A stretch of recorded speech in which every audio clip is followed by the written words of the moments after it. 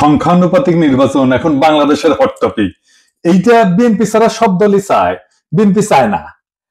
এটা খুব বেকুবের মতো প্রশ্ন করি, হ্যাঁ, কিছু মনে করেন না। বিএনপি কেন চায় না আর অন্যরা কেন চায় এটা বলতে পারবেন? আমি শিওর ম্যাক্সিমাম মানুষ এটা বলতে পারবে না, এমনকি দলের কর্মীরাও বলতে পারবে না। আমার এটা বোঝার জন্য মেলা পড়াশোনা করা লাগছে। যাই হোক, বিএনপি জামাত দুই দলকেই বলতেছি, এটা হইতেছে সেই কারিশমা কাপুর। কি এডিটর আপনি নায়িকার ছবি দিলেন কেন? আমি কি নায়িকার নাম বলছি নাকি? হ্যাঁ, ও আচ্ছা, সারাক্ষণ ইন্ডিয়ান নায়িকা মাথায় ঘুরে, তো তাই মাঝে মধ্যে মুখ থেকে ফসাদ করে বের হয়ে যায়। আমি এত করে কইলাম প্রফেসর ইউনূসকে যে এটা ইন্ডিয়ান নায়িকা বিষয়ক মন্ত্রণালয় ব্যানে হামাক তার উপদেষ্টা বানান, উনি আমার কথা রাখলেন না, উনি রাখলেন ভুট্টো সাহেবের কথা। যাই হোক, আলাপে আসি। এটা হইতেছে বয়ান তৈরির, ন্যারেটিভ তৈরির সেই কারিশমা। দুঃখজনক ভাবে এটাই আপনারা ফেল, লাড্ডা গোড্ডা। পাবলিকে হয় আপনার কথা শুনে না বা বুঝাবার পারেন না। এই আলাপটা উঠেছিল গত বছর অগাস্টের শেষ দিকে, হাসিনা পলানোর পরপর। সেই সময় আমি একটা ভিডিও বানিয়েছিলাম, এই যে এটা আপনারা জানেন, আমি তীব্রভাবে জামাতের সমালোচনা করেছিলাম। আমাকে জামাতের আমি ফোন দিচ্ছেন, ফোন দিয়ে কইলেন দুঃখ করিয়া যে দাদা আপনি আমাদের ইন্ডিয়ার দালাল বানাই দিলেন। আমি বলছিলাম যে শহীদ ভাই, আপনারা মাঝে মাঝে এমন ভুল করেন যে মনে হয় আপনারা স্লিপ ওয়াকিং করিচ্ছেন। স্লিপ ওয়াকিং মানে বুঝেন তো, যে ঘুমের মধ্যে হাঁটে, সেগুলো চেতন নাই, অচেতন অবস্থায় হাঁটিচ্ছে, তো সেভাবে হাঁটে। তা আপনারা ঘুমের মধ্যে হাঁটিচ্ছেন, আপনাদের আঘাত না করলে তো ঘুম ভাঙবি না, তাই না? যাই হোক, আজকে আমরা দেখবো আসলে এই পদ্ধতি বাংলাদেশের জন্য ভালো হবে কি, রাজনৈতিক দলগুলো কি বুঝে চাইতেছে আর কি বুঝে বিরোধিতা করছে। আসেন সেটা আমরা একসাথে বুঝে দেখি। আমার আগের ভিডিও থেকে দেখে আসি। আসেন, এই সংখ্যানুপাতিক নির্বাচন বিষয়টাকে আমি কইছিলাম, হ্যাঁ, জামাত 10 দফা প্রস্তাব দিচ্ছে, ভালো কথা, কিন্তু এটার মধ্যে একটা খুব ইন্টারেস্টিং দফা আছে, তা হইতেছে সংখ্যানুপাতিক নির্বাচন। এটার মানে কি জানেন? মানে হইতেছে ধরেন আপনার আসনে মোট ভোট 10 লাখ, মানে মোট ভোটার আর কি। তো ইলেকশন হইলো বিএনপি পেলো 5 লাখ, জামাত পেলো 3 লাখ। এখন আবার জামাত বলবে আমাদের কম ভোট দিলেন কেন? যাই হোক, এটা হিসাবের জন্য আর কি। আওয়ামী লীগ পেলো ধরেন 1 ভোট, তাও চূড়ান্ত গণনা ক্যান্সেল হয়ে গেল, হ্যাঁ, তো জিতবে তো বিএনপি, তাই না? তো এখন যে জামাত যে 3 লাখ ভোট পেলো, এটা তো পুরাই লস জামাতের জন্য। সে বলতেছে না, 300 আসনে যত ভোট পড়বে সেই ভোট, মোট ভোটের যত শতাংশ, 300 আসনের তত শতাংশ সিট তারে দিতে হবে। তার মানে কোন সিটে আলাদাভাবে যারা জিততেছে না, তারা যদি সব মিলায় 1% ভোটও পায়, তাইলে তারা 3টা সিট পাবে, বুঝছাও? যদি 0.5% পায়, তাইলেও 1টা সিট অন্তত পাবে। ছোট দলের জন্য খারাপ না, সিট বাড়ে এতে। ইউরোপের অনেক দেশে সিস্টেম আছে। তাই ন্যাশনাল পলিটিক্সে ছোট দলের একটা ভয়েস আছে, তাহলে তো ভালোই, তাই না? পশ্চিমে তো অনেক কিছুই আছে রাজনীতিতে, তাই না? আমরা জানি পশ্চিমে সেকুলারিজম আনিছি আমরা, আছে তো, আনিনি কে? পশ্চিমে LGBTQ রাইটস এর ইস্যু আছে, আমাদের দেশের লোকেরা মেনে নিবে? পশ্চিমে মদ খাওয়া, জুয়া, ক্যাসিনো মেনে নিবে? আমাদের দেশে মেনে নিবে না। তার মানে পশ্চিমে আছে, এটা কোনো সাফাই হইতে পারে না। হ্যাঁ, ছোট দলের জন্য এটা ভালো। তা জামাত কি ছোট দল নাকি? মনে করিছে যে চিরজীবন সে ছোট দল থাকবে। ওই যে আছে না সেকেন্ড ডিভিশনে খেলা, ওই চিরজীবন সেকেন্ড ডিভিশনে খেলবি জামাত। আজ আমরা দেখবো যে এই ইস্যুটা আমাদের গ্রহণ করা উচিত কিনা, করলে কেন উচিত, না করলে কেন উচিত না। তো শুনলেন তো, এখানে আর একটা বিষয় যুক্ত করা দরকার, তাই হচ্ছে এই সংখ্যানুপাতিক নির্বাচনে আপনি ক্যান্ডিডেটকে ভোট দেন না, আপনি মার্কাক ভোট দেন, মার্কাত ছাপ্পা দেন। ক্যান্ডিডেট যায় কইতো আমাক ভোট দিলে আমি আপনার ব্রিজ ভেঙে দেবো, টুকু আমি আমাক ভোট দিলে আমি আপনার ব্রিজ ভেঙে দেবো, এটা কবে না, কবে আমার দল ক্ষমতাতে আসলে ব্রিজ ভেঙে দিবি, টুকু ব্রিজ ভেঙে দিবি, বুঝাও? তো এখন এই পদ্ধতি কেন দলগুলা চায় আমি কোনো অনুমান করব না, আমি ওনাদের দলীয় ডকুমেন্ট থেকে দেখাই দিব। আমি সব দলেরটা দেখাইতেছি না, আমি জামাতেরটা দেখাই, কারণ জামাতই এই সংখ্যানুপাতিক নির্বাচন চাওয়া সবচেয়ে বড় দল। তারা কি বলে এই দাবির পক্ষে আর্গুমেন্ট হিসেবে? আসেন সেটা একটু বুঝে দেখি।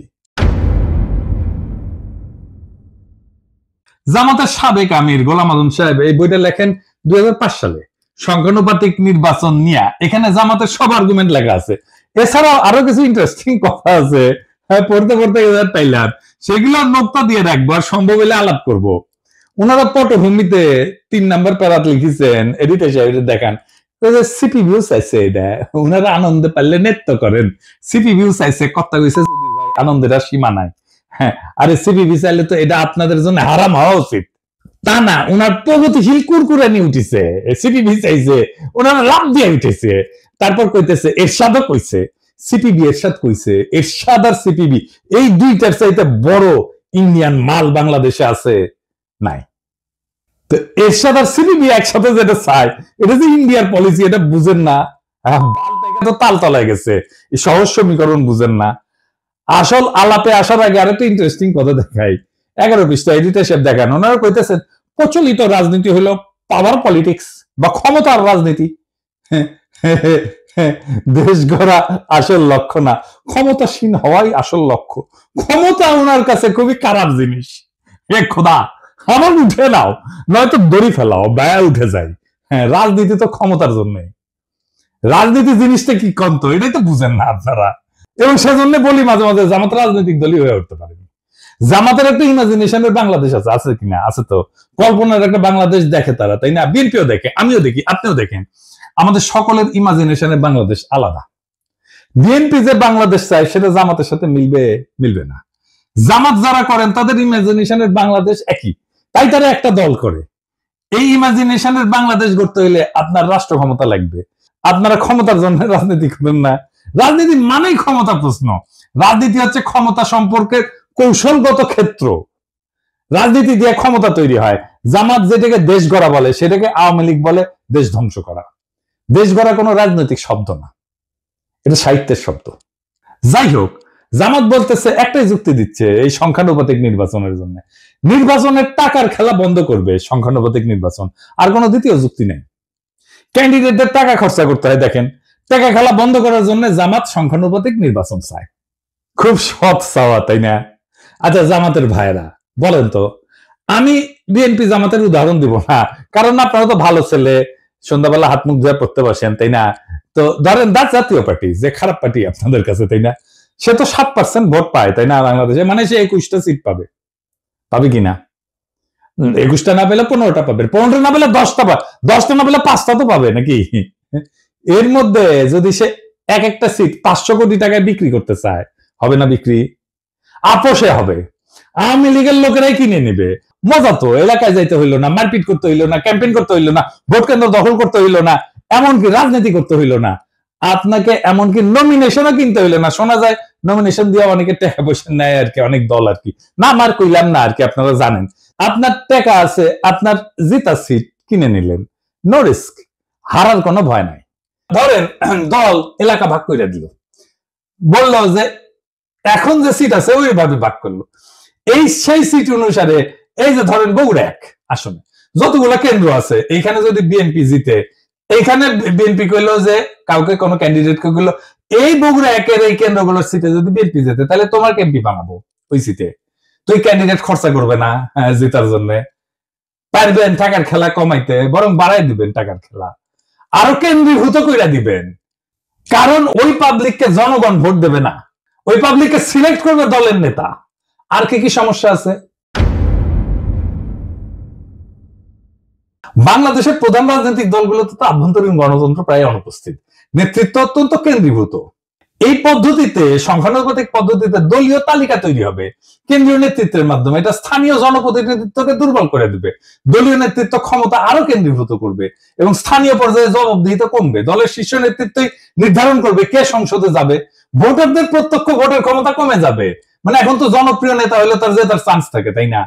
মানুষের কাছে ভালো হইতে হয়, সেটা কোনো দরকারই পড়বে না। দেখেন, আমরা অনেকে মনে করি রাজনীতি মানে হচ্ছে নির্বাচন, আইন, সংসদ, এই সমস্ত কিছু। কিন্তু রাষ্ট্রবিজ্ঞানী মোস্তাক আহমেদ একটা খুব সোজা কথা বলেন। উনি বলেন যে রাজনীতি আসলে একটা অদৃশ্য বোঝাপড়া। সেটাতে ঠিক হয় কে ক্ষমতায় থাকবে, কে টাকা খাবে, কে নিরাপদে থাকবে। এই বোঝাপড়াকেই বলা হয় পলিটিক্যাল সেটেলমেন্ট, বা বাংলায় বলে রাজনৈতিক বন্দোবস্ত। এই রাজনৈতিক বন্দোবস্ত ছাত্ররা ভাঙতে চাইছিল, আর সেটাকেই তারা বলছিল নতুন রাজনৈতিক বন্দোবস্ত। বুঝিছাও? তো এই বন্দোবস্ত লিখিত না, কিন্তু কিন্তু খুব বাস্তব। বড় বড় রাজনৈতিক দল, আমলা, ব্যবসায়ী গোষ্ঠী, পুলিশ, বিচারক, এলিট সবাই এটা অলিখিত চুক্তিতে থাকে। আমি আর একটু বুঝাই বলি। ধরেন রাস্তার ট্র্যাকে চাঁদাবাজি, হাটের ইজারা, ছিনতাই, মাস্তানি, ঠিকাদারি, বালু মাহাল, এই সমস্ত জিনিস আছে না যেটি থেকে টাকা পয়সা আসে, এটা একটা ইকোনমি আছে। কে তুলবে টাকা, কে নিবে, পুলিশ কত পাবে, রাজনৈতিক নেতা কত পাবে, তৃণমূলের মাস্তান কত পাবে, মন্ত্রী কত পাবে, হাসিনা কত পাবে, এই সবকিছু সেটেলড সেই অলিখিত চুক্তি দিয়া। এটি রাজনৈতিক বন্দোবস্ত। এই বন্দোবস্তের পার্ট এমপি। সে খরচা করে, মাস্তান পালে, কর্মী পালে, পুলিশের সাথে যোগাযোগ রাখে, উকিলের সাথে যোগাযোগ রাখে, স্থানীয় মাফিয়ার উপরে, আন্ডারওয়ার্ল্ডের উপরে নিয়ন্ত্রণ রাখে। এইভাবে এই বন্দোবস্ত টিকে থাকে। হাসিনা চলে যাওয়ার পরে অপরাধ বাড়ছে কেন? কারণ এই আন্ডারওয়ার্ল্ডের উপরে যাদের কার্যকর নিয়ন্ত্রণ ছিল তারা নাই হয়ে গেছে। এখন কেউ সেইভাবে কন্ট্রোল করে না, তাই এরা নিয়ন্ত্রণহীনভাবে যা খুশি করতেছে। এইটা ল অ্যান্ড অর্ডারের বিষয় না, এটা সেই অলিখিত চুক্তি ভেঙে যাওয়ার পরিণতি। আমাদের নতুন বন্দোবস্ত করার আগেই আপনি আরেকটা বন্দোবস্ত ভাঙতেছেন। বাংলাদেশে ইনস্টিটিউশন নাই, গড়ে ওঠে নাই। এই ইনস্টিটিউশনের বিকল্প হচ্ছে রাজনৈতিক বন্দোবস্ত। এইখানে রাজনৈতিক দল তার নেতা কর্মী একটা জটিল ভারসাম্য রক্ষা করে সমাজকে টিকায় রাখে। এইটা যখন নষ্ট হয়ে যায় তখন প্রতিদ্বন্দ্বী গোষ্ঠীগুলো নিরাপত্তাহীনতায় ভোগে এবং সহিংসতা, দুর্নীতি, রাজনৈতিক অস্থিরতা বাড়ে। আপনি সংখ্যানুপাতিক নির্বাচন করে পুরা পলিটিক্যাল ফেব্রিক ধ্বংস করে দেবেন। কেউ নিয়ন্ত্রণ করতে পারবে না। জেলা শহরগুলোর আন্ডারওয়ার্ল্ড, ঢাকা শহরের আন্ডারওয়ার্ল্ড আপনি নিয়ন্ত্রণ করতে পারবেন না। তার ব্যবসা বাণিজ্য, ভাগ বাটোয়ারা, এই জায়গাটা কে নিবে? তখন আপনি তো সব উলট পালট করে দিচ্ছেন। এলোমেলো করে দেমাল লুটে পুটে খাই, একটা কথা আছে না, আপনি এলোমেলো করে দিচ্ছেন রাজনৈতিক বন্দোবস্তকে। তো ওই জায়গা তো ফাঁকা থাকবে না। তো ওই জায়গাটা কে নিবে? পুলিশ নিবে, যেটা অর্গানাইজড। এখন পুলিশ নিবে, প্রশাসন নিবে, আর একটা হাসিনার শাসন তৈরি হবে। পুরা সমাজ, রাষ্ট্র রাজনৈতিক দলের নিয়ন্ত্রণের বাইরে চলে যাবে। যে দেশে ইনস্টিটিউশন গড়ে ওঠে নাই সেই দেশের রাজনৈতিক বন্দোবস্তই হলো সমাজকে টিকায় রাখার বিকল্প ব্যবস্থা। আর আপনি সেই ব্যবস্থাটিকে ভেঙ্গা সংখ্যানুপাতিক নির্বাচন নামের গুগলি মারলে রাষ্ট্র গড়ায় পড়বে গ্যাংয়ের হাতে, পুলিশের হাতে, প্রশাসনের হাতে, স্থানীয় মাফিয়ার হাতে। আফগানিস্তানে হয়েছিল না? তালেবান আসার আগে এক এক এলাকায় এক এক ওয়ারলর্ড শাসন করতো, একই জিনিস হবে বাংলাদেশে। আপনি এই কাজটা করতে যাইতেছেন। পুলিশ আর প্রশাসন শক্তিশালী হয়ে উঠবে, দারুণ। এই সংখ্যানুপাতিক নির্বাচন আঞ্চলিকতা বাড়ায় দেবে। আমি অন্য দেশের উদাহরণ দেব না, বেলজিয়ামের উদাহরণ দেব। এই বেলজিয়াম একটা দেশ হিসাবে থাকে কিনা দেখেন। কি হয়েছে বেলজিয়ামে? আসেন আলাপ করতেছি। বেলজিয়াম তো একটাই দেশ, তাই না? কিন্তু এর ভেতরে আছে দুইটা বড় জাতিগত ভাষাগত গোষ্ঠী। একটা হচ্ছে ফ্লেমিশ, ওলদান্স ভাষায় কথা বলে, থাকে দেশের উত্তর অংশে, তার নাম হচ্ছে ফ্লান্ডার্স। আর দুই নম্বর হচ্ছে ওয়ালুন, ফরাসি ভাষায় কথা বলে, থাকে দেশের দক্ষিণ অংশে, নাম হচ্ছে ওয়ালোনিয়া। এরা কিন্তু আলাদা ভাষায় কথা বলে, আলাদা স্কুলে পড়ে, আলাদা গণমাধ্যম আছে তাদের জন্য, এমনকি আলাদা রাজনীতি করে, দল আলাদা এই দুই গ্রুপের। এবং এই বেলজিয়ামে সংখ্যানুপাতিক ভোট আছে। এই পিয়ার সিস্টেমে ভোট যতই ছোট হোক, আলাদা পরিচয়ের দল সংসদে ঢুকে পড়ে। এর ফলে বেলজিয়ামে গড়ে উঠছে শুধু ফ্লেমিশ স্বার্থ নিয়ে কাজ করে এমন দল, যেমন এনভিএ। শুধু ওয়ালুন শব্দ নিয়ে কাজ করে এমন দল, যেমন পিএস, পার্টি সোশ্যালিস্ট। এরা কিন্তু জাতীয় স্বার্থ দেখে না, কেবল নিজেদের অঞ্চলের স্বার্থ দেখে। ফলে সার্বজনীন রাজনীতি আর হয় না, হয় আঞ্চলিক স্বার্থের জন্য রাজনীতি। এর ফলাফল কি? সরকার গঠন করতে পারে না। ফ্লেমিশ আর ওয়ালুন এদের মতানৈক্য চূড়ান্ত। এই যে দেখতেছেন না, এখন প্রফেসর ইউনূসের সরকার ঐক্য মত করতে পারতেছে না, দেখতেছেন না, জুলাই সনদ করতে পারতেছে না, মতানৈক্যের জন্য। একই রকম বেলজিয়ামের জাতীয় পরিচয় দুর্বল হয়, সবাই নিজেকে ওয়ালুন বা ফ্লেমিশ ভাবে, বেলজিয়ান ভাবে না। ভাষা, শিক্ষা, অর্থনীতি সব আলাদা হয়ে গেছে। স্কুলে আলাদা পাঠ্যক্রম, আলাদা মিডিয়া, এমনকি আলাদা ট্যাক্স এবং প্রশাসন চলতেছে অঞ্চল ভিত্তিক। যেহেতু একক সংখ্যাগরিষ্ঠতা পায় না, সরকার গঠন হয় না। 1 বছরের বেশি সময় সরকার গঠন হয়নি, এরকম এক্সাম্পল আছে। এই রাষ্ট্র টিকবে না। এবার আরো মারাত্মক উদাহরণ দিই ইসরায়েলের। ইসরায়েল যে আগ্রাসী রাষ্ট্র হয়ে উঠছে, এটা সংখ্যানুপাতিক নির্বাচনের জন্য। কিভাবে? ইসরায়েল এখন একটা রাষ্ট্র না, একটা চরমপন্থী যুদ্ধযন্ত্র। আর এই রূপান্তরের বীজ পোতা আছে তাদের এই সংখ্যানুপাতিক নির্বাচনের ব্যবস্থা। তো এইখানে প্রায় 3% মতো ভোট পেলে সংসদে ঢুকে যায় যে কেউ। এই ফাঁক গলে ক্ষমতার মঞ্চে উঠে আসছে এক ঝাঁক ধর্মীয় হুলিগান, যারা গণতন্ত্র না, ধর্মীয় শাসন এবং জাতিগত নিধন চায়, ফিলিস্তিনের ধ্বংস চায়, গাজার ধ্বংস চায়। কারা এই হুলিগান? যেমন SHAS, এরা নারী অধিকারের প্রকাশ্য শত্রু, সিভিল ম্যারেজের প্রকাশ্য শত্রু। তারপরে আরেকটা আছে UTZ, এরা নারীদের ভোটের শত্রু, আধুনিক শিক্ষার শত্রু, এমনকি রাষ্ট্রীয় আইনকে অস্বীকার করে। আরেকটা আছে ওজেমা ইহুদিক, আরবদের নাগরিকত্ব বাতিল করে দিতে বলে, গাজায় গণহত্যায় উস্কায় দেয়। এদেরকে ইহুদি তালেবান বলা হয়। এরা 5 থেকে 6% ভোট পায়, কিন্তু মন্ত্রিসভায় তারা নীতি নির্ধারক। তাদের জন্য সরকার গঠিত হয়, কারণ কেউ সংখ্যাগরিষ্ঠতা পায় না এবং এরা এই সাপোর্টটা দেয় এবং সরকারের নীতি জিম্মি হয়ে যায় এদের কাছে। ইসরায়েলে কোন দল একক সংখ্যাগরিষ্ঠতা পায় না। সরকার গঠনের জন্য এই হুলিগানদের সমর্থন লাগে। তারা চুক্তি করে শর্ত দেয় যে আমাদের দাবি যদি না মানো তাহলে সরকার ফেলায় দেব। নেতানিয়াহু বাধ্য, তাকে বিচার বিভাগ ভেঙে দিতে হয়েছে এদেরকে সন্তুষ্ট করার জন্য। এই বিচার সংস্কার ইস্যুতে 2023 সালে ইসরায়েল জুড়ে ইতিহাসের সবচেয়ে বড় গণবিক্ষোভ হয়েছে। এই এদেরই নেতা এই বেন গাভির আল-আকসায় যায় বলছে আরবদের সরাও, এটা আমাদের। এটার ফলে কিন্তু হামাস রকেট ছড়ে, তারপরে যুদ্ধ শুরু হয়, বুঝেছেন? এবং মন্ত্রী সবাই যারা আছে এই যে এই ছোট দলগুলা হুলিগানদের, তারা বলছে গাজায় জনসংখ্যা কমাও, পানি বিদ্যুৎ বন্ধ করো, বোমা দিয়ে তাদেরকে ছারখার কইরা দাও। এই যুদ্ধ ছিল ধর্মীয় প্রতিশোধে পরিচালিত গণহত্যা এবং এই গণহত্যা করছে এই সংখ্যানুপাতিক নির্বাচনে ফাঁক গলিয়া ঢুকা গেছে যারা, তারা বাংলাদেশে একই ধরনের ঘটনা ঘটবে। এমনকি ইরান যুদ্ধে রাজনীতিকে বানানো হয়েছে ধর্মীয় জিহাদ। এই ওরজেমা ইহুদি এরা বারবার বলছে ইরানকে সরাসরি আক্রমণ করো। এই যুদ্ধকে তারা বলছে জুইস ডেস্টিনি। কূটনীতি, আন্তর্জাতিক আইন, আঞ্চলিক স্থিতিশীলতা সব ফালতু, শুধু যুদ্ধ, আগুন আর দখল চাই এদের জন্য। এবং এই প্রপোর্শনাল রিপ্রেজেন্টেশন সংখ্যানুপাতিক নির্বাচনের জন্য ইসরায়েল এখন একটা চরমপন্থীদের রাষ্ট্র হয়ে গেছে, যেখানে 5% উন্মাদ একটা দেশের 95% ভবিষ্যৎ নিয়ন্ত্রণ করে। ইসরায়েল আজকে প্রমাণ যে সংখ্যাগত সমতা মানে রাজনৈতিক সুস্থতা না, প্রপোর্শনাল রিপ্রেজেন্টেশন মানে ক্ষমতা বিকেন্দ্রীকরণ না, জনগণের ক্ষমতায়ন না, অনেক সময় চরমপন্থার কেন্দ্রীভবন হয়। আপনারা রাজনীতিতে আপনার কল্পনার ইমাজিনেশনের বাংলাদেশ করবেন, কিন্তু সেই ইমাজিনেশনের ভেতরে এই বাস্তব দেশের জনগণ, এই মানুষের মুখ, তাদের যন্ত্রণার বাস্তবতা তো অনুপস্থিত। রাষ্ট্রটা কি ল্যাবরেটরির এক্সপেরিমেন্ট রে ভাই, যে একটা জিনিস ট্রাই করব, আবার দেখব, ভুল হবে, আবার দেখব? তা তো না। ইসরায়েলের মতো রাষ্ট্র চরমপন্থার হাতে কুক্ষিগত হয়ে গেছে এই সিস্টেমের কারণে। বেলজিয়ামের মতো রাষ্ট্র বিভক্ত হয়ে যাইতেছে ভাষার দাঙ্গায়। বাংলাদেশকে নিয়ে কি সেই পথে হাঁটতে চান? আমরা কি দেখতে যাচ্ছি? এমন একটা দেশ যেখানে ভোটার থাকবে কিন্তু কোনো প্রতিনিধিত্ব থাকবে না, যেখানে রাজনীতি থাকবে কিন্তু রাষ্ট্র থাকবে না, যেখানে রাষ্ট্রের নিয়ন্ত্রণ থাকবে স্থানীয় গ্যাং, পুলিশ আর প্রশাসনের হাতে। শক্তিশালী ইনস্টিটিউশন না গড়ে ওঠায় যে রাষ্ট্রের প্রত্যেকটা জেলা এখনো একটা রাজনৈতিক বন্দোবস্তের মধ্যে টিকে আছে, এই প্রপোর্শনাল রিপ্রেজেন্টেশন সংখ্যানুপাতিক নির্বাচনে আইসা সেই সামাজিক ভারসাম্য ধ্বংস করে দেবে, রাজনৈতিক ভারসাম্য ধ্বংস করে দেবে। নতুন কিছু গড়ার আগে পুরোনোটাকে ভেঙে ফেলতে চাইলে দায়িত্ব তো আপনার রে ভাই।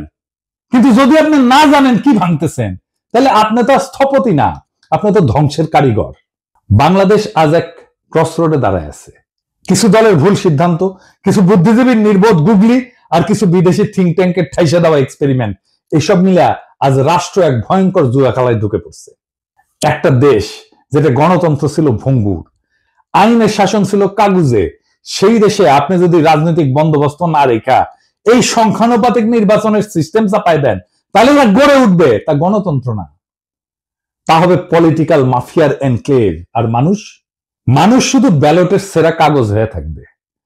আমরা কি একটা রক্তাক্ত বিপ্লবের পরে এমন একটা পরিণতি চাইছিলাম? বিচারের ভার আজকে আপনাদের উপরে দিলাম। এই দেশ ধ্বংস কইরেন না, এই দেশ ধ্বংস হয়ে যাবে যদি আপনাদের বিবেচনাবোধ অন্ধকার হয়ে যায়, আপনাদের জাজমেন্ট যদি ক্লাউডেড হয়ে যায়। সেই রাস্তায় আমরা হাঁটতে চাই না, আমরা বিপ্লবের রাস্তাতে হাঁটতে চাই। বিপ্লবকে পরিপূর্ণভাবে বিজয়ী কইরা বাংলাদেশকে একটা নতুন রাষ্ট্র করতে চাই। ইনকিলাব জিন্দাবাদ।